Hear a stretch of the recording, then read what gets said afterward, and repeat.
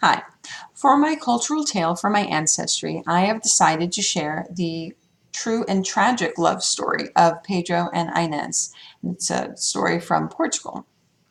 Um, Pedro was a prince of Portugal, and Ines de Castro was a lady in waiting from Castile. In 1340, Prince Pedro was in an arranged marriage with Constance of Castile. And Ines de Castro was a Castilian noblewoman that traveled from Castile, which is a region in Spain, or modern day Spain, I should say, and traveled with her to Portugal, where she met Prince Pedro, and they fell almost instantly in love and started an affair which infuriated the king, Pedro's father, Alfonso IV, and his court, as they felt that Ines would sway his interests away from their own. So they carried on this affair, and the king decided, that's it, I'm going to banish her. He banishes Ines back to Castile, thinking that would end it. It did not. Pedro sent letters to her. Pedro would go and visit her. Tragically, in 1349, Princess Constance dies in childbirth. And almost instantly, Pedro goes and gets Ines from Castile and brings her back to Portugal. And installs her in Coimbra, which is a city in Portugal. And there they live together and have children.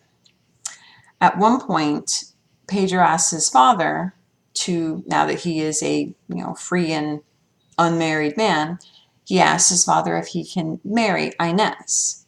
The king refuses, as he is concerned that the children he will have and has already had with Ines will try and usurp the throne from the royal children that Pedro had with Constance.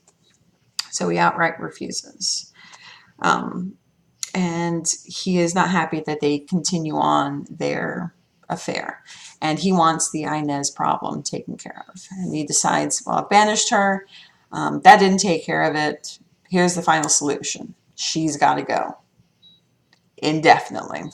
So in 1355, he sends 3 of his courtiers to go assassinate Ines while Pedro is away out on business somewhere.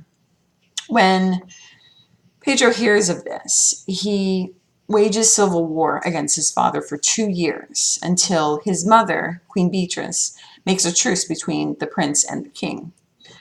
And shortly after that, in 1357, the king dies and Pedro becomes king.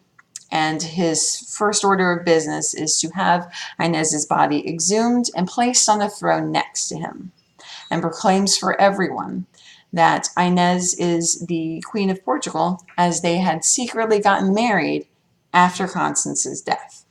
He then forces his courtiers to swear fealty to her and kiss her corpse's hand. Later, he then tracks down the 3 courtiers that assassinated her and executes them. And it is said that he himself carved out their hearts, as Ines's death carved out his heart. And once that was taken care of, he had her body placed in a beautiful royal tomb, and then had his own tomb built for him for when he died, so that they would be together in their final rest next to each other. It's a bit an intense tale, and it's been celebrated in poetry, in music, in paintings, art, novels, movies. Did I say movies? Movies. It's just, it's one of those tragic love stories, but it's also got bloody revenge and pretty cool.